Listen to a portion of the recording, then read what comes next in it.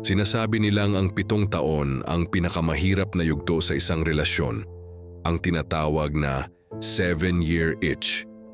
Ngunit para kay Luisa, ang 7 taon nila ni Marco ay tila isang walang katapusang panaginip. Si Marco ang definisyon ng isang perpektong kasintahan.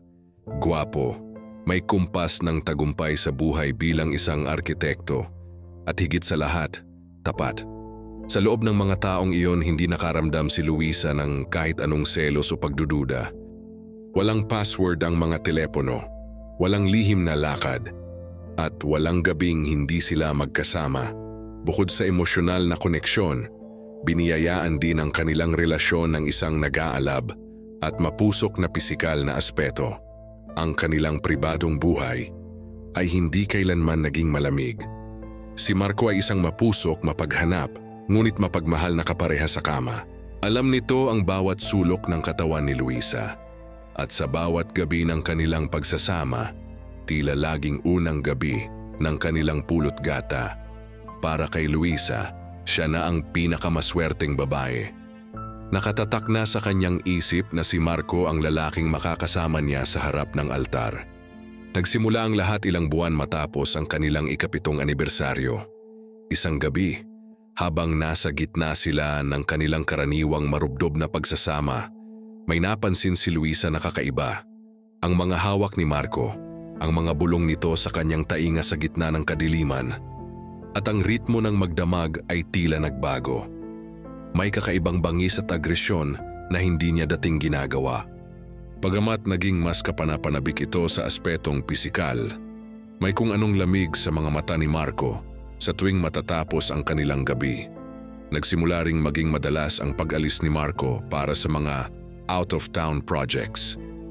Bilang isang arkitekto, normal ang bumisita sa mga site, ngunit ang mga biyaheng ito ay unti-unting nagnakaw sa kanilang mga katapusan ng linggo.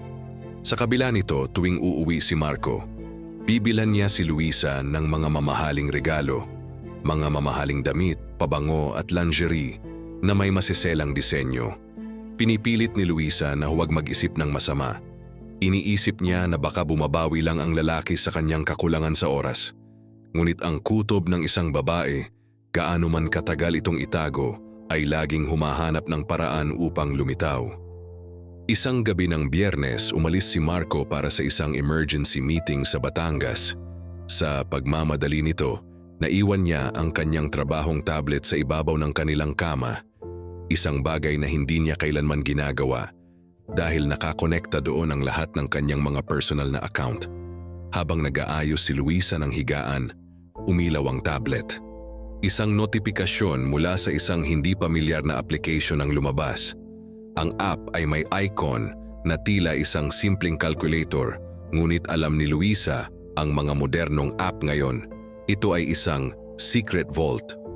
Dahil kabisado niya ang pattern ng kaarawan ng ina ni Marco, sinubukan niya itong i-input at bumukas ang pinto ng impyerno.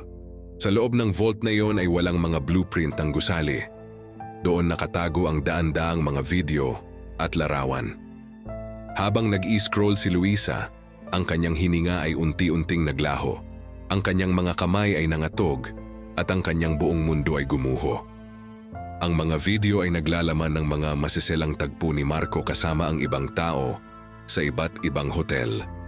Ngunit ang pinakamatinding saksak sa puso ni Luisa ay ang katotohanan na ang mga kasama ni Marco sa video ay hindi iba't ibang babae. Ito ay iisang tao lamang. Isang taong napakapamilyar sa kanya. Ang taong kasama ni Marco sa mga mapusok at masisilang video na iyon ay walang iba kundi si Adrian, ang nakababatang kapatid na lalaki mismo ni Luisa. Hindi lang simpleng pagtataksil ang nakita ni Luisa. Nakita niya ang isang paralel na buhay na matagal nang binuo ng 2 pinakamahalagang lalaki sa buhay niya. Sa mga mensaheng nakakabit sa mga video, nabasa niya ang buong katotohanan. Hindi si Luisa ang tunay na minamahal ni Marco. Ginamit lamang ni Marco si Luisa bilang isang front o taming upang itago ang kanyang tunay na pagkatao at ang kanilang bawal na relasyon ni Adrian mula sa kanilang tradisyonal at relihiyosong pamilya. Ang mas masakit, natuklasan ni Luisa na ang lahat ng mga regalo, ang mga lingerie na binibili ni Marco para sa kanya, at maging ang mga marubdob na gabi ng kanilang pagsasama ay bahagi lamang ng isang may sakit na laro. Ginagamit ni Marco si Luisa upang ilabas ang pagnanasa na hindi niya magawa ng malaya kay Adrian sa harap ng lipunan. Ang 7 taon ng kanyang buhay ay isang malaking kasinungalingan. Siya ay naging isang kasangkapan lamang, isang anino sa sarili niyang kama.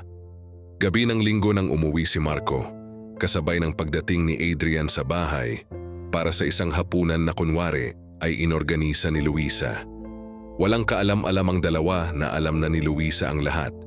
Tahimik na inihain ni Luisa ang pagkain, walang kibo, walang emosyon. Ang katahimikan sa loob ng bahay ay tila babagyong paparating. Nang matapos silang kumain, dinala sila ni Luisa sa sala. Inilapag niya ang tablet sa lamesa. Nagpalitan ng nakamamatay na tingin si Marco at Adrian. Ang kanilang mga mukha ay nawalan ng kulay. Humingi ng tawad si Marco, lumuhod ito, habang si Adrian ay umiiyak na nagmakaawa sa kanyang ate na huwag itong isumbong sa kanilang mga magulang. Tiningnan sila ni Luisa ng may malamig na ngiti. Hindi siya sumigaw, hindi siya nagwala. Sa halip, inilabas niya ang kanyang sariling telepono at may ipinakitang isang video clip na kuha naman mula sa isang tagagubat o pribadong investigador na kinuha niya noon pa palang nakaraang taon dahil sa ibang hinala. Sa video na iyon, huling-huli si Adrian na may kasamang ibang matandang mayaman na lalaki, isang sugar daddy, na nagpopondo sa kanyang pag-aaral at luho. At narinig sa audio si Adrian na tinatawanan si Marco. Tinatawag itong tanga at bato-bato na ginagamit lang niya para sa pera. Hindi lang si Luisa ang niloko. Si Adrian ay niloloko rin si Marco. At ang mas malala, ipinakita ni Luisa ang isang opisyal na dokumento mula sa ospital. Isang buwan na ang nakakaraan. Nagpa-check up si Luisa dahil sa pabalik-balik na sakit at doon niya nalaman na siya ay positibo sa isang malubhang sexually transmitted disease, STD, na nakuha niya kay Marco, na nakuha naman ni Marco kay Adrian, na nakuha naman ni Adrian sa iba't ibang kliyente nito. Sinabi ni Luisa na bago pa man nila makuha ang mga ari-arian o bago pa man sila magmakaawa, pare-pareho na silang tapos.